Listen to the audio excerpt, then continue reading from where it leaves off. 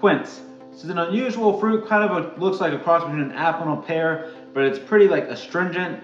Try a piece raw, they say not to. Yeah, it's like, so it dries up your mouth really quickly. But today on Cooking with Parker, I'm going to show you how to make a quince jam, kind of the most traditional method for it. This is for my series, Fruits A to Z, so you know up to Q. Quince was the best option. So let's see how it goes and get into it. I'm going to start out by weighing out our quince. So I bought 3 of these online. They're more of a fall fruit, you know, just like apples. So not quite in season, but decided to go with my series, go with Q. And I'm quartering these just like I do an apple or pear. So just cut off the edges, leave the core in the middle. Core is a little bit thicker than in some apples and pears, and these are harder than any apples I've ever come across, but a little bit of work, nice sharp knife, just kind of cut through them all. And once we got that done, you know, get an in-size piece. You don't have to be super exact. We're going to cook these down for a long time and also blend them up at the end. So if you want, you can even, some of the recipes I looked at said to like grate it on a cheese grater, get really small pieces, or some called for peeling it, others didn't. I just kind of, you know, watched a bunch of different videos, read a bunch of different recipes, and kind of went with what I thought would work best from my understanding of cooking. So put those all in a Dutch oven, and we're going to cover this with just about 3 cups of water, and then put this on the stove to simmer, cover that up for like 15 minutes or so. And then we're going to do an equal amount of sugar, so weigh out the quince so I can weigh out my sugar. So doing 620 grams of sugar, as I said, you know, 1 1/3 cup, so a lot of sugar. And then I'm zesting 1 lemon. It's going to give nice flavor as well. So when you zest, always use kind of this wing motion. You don't want to be grating up and back and forth. I see even professionals do that. You get the best yield, the least amount of pith if you kind of follow this method. It just takes a little bit of practice. And then once we got that, we're going to go ahead and juice this. This is a really big lemon, so I decided to use kind of the orange zester of my lemon and orange zester. Usually I just squeeze these by hand or squeeze them with a lemon squeezer, but decided to break out this tool that I think it's been in my family longer than I've been alive.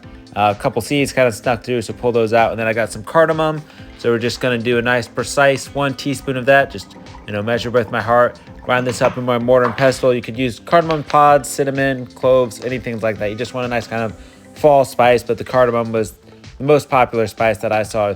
This quince is originated in like Iran, Turkey, that sort of area of the world, so I don't have as much experience with that, but figured I could follow the recipes I found. So draining out the liquid, I'm gonna reserve it in a bowl, say like 1 cup of that. You want some of the cooking liquid, but not all of it. There's a lot of natural pectin in quince as well, so it's gonna make a really nice jelly. We don't have to add any artificial pectin. So put the water and the sugar with the lemon zest, cardamom, and put that all in the pot with the quince.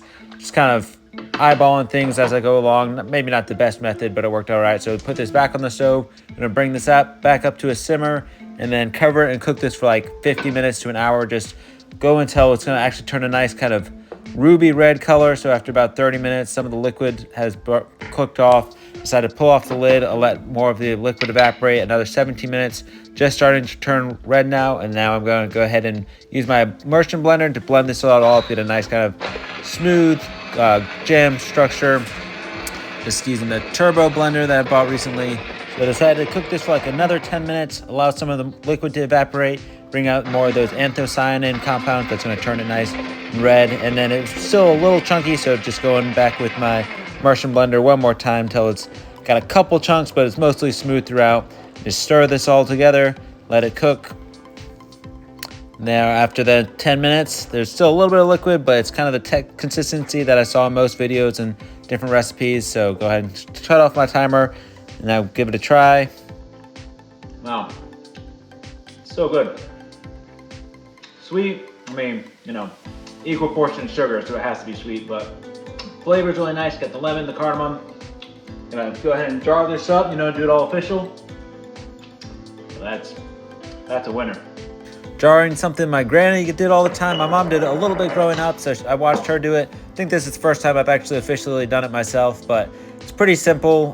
Pretty much you just gotta sterilize your jars, buy the proper jars. So these are ball mason jars, and then pour whatever item you're putting in there. So quince, generally you're using a lot of quinces, making a big old batch of this stuff and cook it down for a long time because you have to cook quince to eat it.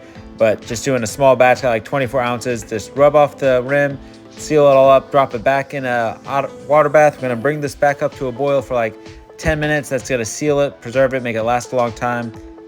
There we have it, nice quince jam. Perfect consistency, flavor's great. Put it on some toast. I think this would be good on a boot.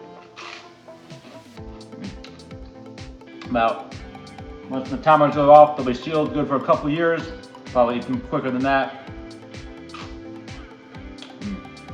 So, thanks for checking out Cooking with Parker.